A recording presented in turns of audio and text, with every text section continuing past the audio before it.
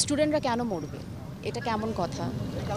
আমরা এটা মেনে নিতে পারি না। আজকে আমরা মেনে নিতে পারছি না দেখে আজকে আমরা এখানে দাঁড়িয়েছি এবং একটা কথা বলতে চাই যে আপনারা যারাই আমাকে শুনছেন না কেন এই মুহূর্তে, স্টুডেন্টদেরকে বুঝিয়ে বলুন। আসসালামু আলাইকুম বন্ধুগণ। আজকে নতুন একটা নিউজ হাজির হয়েছি। সে নিউজ হচ্ছে বর্তমান সময় যে কোঠা আন্দোলন হচ্ছে, সে আন্দোলনে কিন্তু অনেক স্টুডেন্ট মারা যাচ্ছে। তো এইসব বিষয় নিয়ে আসলে অনেক চলচ্চিত্র শিল্পীরা কিন্তু কথা বলতেছে এবং নাট্য অভিনেতারা কিন্তু কথা বলেছে।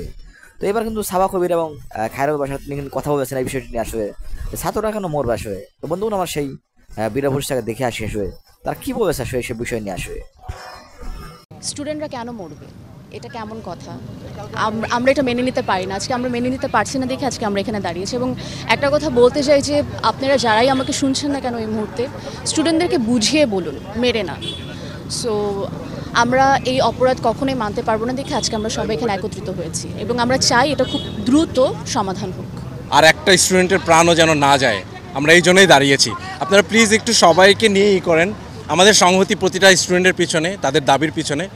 এবং আমরা যতক্ষণ সরকার সেই দাবি এবং দাবি না মানছেন এবং তাদের প্রতি যেই নৃশংস কাণ্ড ঘটেছে সেইটার বিচার না হচ্ছে, আমরা সেই বিচারের জন্য এখানে দাঁড়িয়েছি, সেই দাবির জন্য এখানে দাঁড়িয়েছি।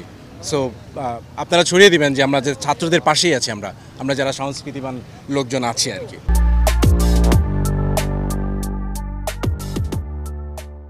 এটা আপনারা সবাই জানেন, আসলে সবারই আসা উচিত। আমরা আসলে অধিকারের কথাই বলছি, ন্যায্যতার কথা বলছি এবং ন্যায্যতার পাশে দাঁড়াচ্ছি।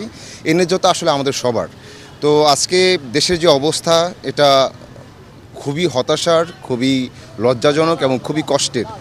এবং আমরা অত্যন্ত শোক নিয়ে, কষ্ট নিয়ে এখানে এসে দাঁড়ালাম আমরা সবার সাথে। বাকি আমি যদি বলি যে আমাদের দেশের যে আন্দোলনটা কোটা সংস্কার এবং ছাত্র বৈষম্য বিরোধী আন্দোলন, এটার পক্ষে আমরা সবাই, এটার পক্ষে আসলে আমরা সবাই। সো আমাদেরকে এভাবে অবজ্ঞা করা, আমাদেরকে এটা প্রমাণ করে দেওয়া যে আমাদের সরকার আমাদের ভালোবাসেন না, আমাদের বক্তব্যের আসলে কোনো গুরুত্ব নাই বা আমাদের গুরুত্ব নাই, এটা এক ধরনের বিলাসিতা। সো আসলে সংলাপের কোনো বিকল্প নাই, এখনও সুযোগ আছে। এখনও যদি ছাত্রদের সাথে বসা যায়, তারা যদি তাদের যে দাবি দাবা সেটা এক কথাই মেনে নেওয়া উচিত। তাদের প্রত্যেকটা দাবি আসলে আমাদের এখন পুরো বাংলাদেশের দাবি, হ্যাঁ, এবং প্রত্যেকটা দাবি যৌক্তিক এবং ন্যায্য। তো এই দাবিটা মেনে নিলেই যত দ্রুত মেনে নেওয়া যায় এবং যত দ্রুত এই সহিংসতা বন্ধ করা যায়।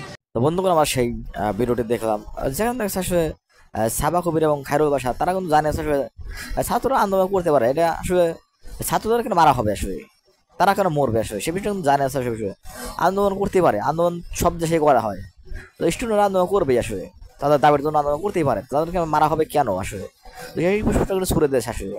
তো বন্ধুগণ, আসলে তোমাদের মতামত অবশ্যই কোনো জানাবে। তো আজকে শেষ হচ্ছি, দেখাবো না কোনো নিউজে।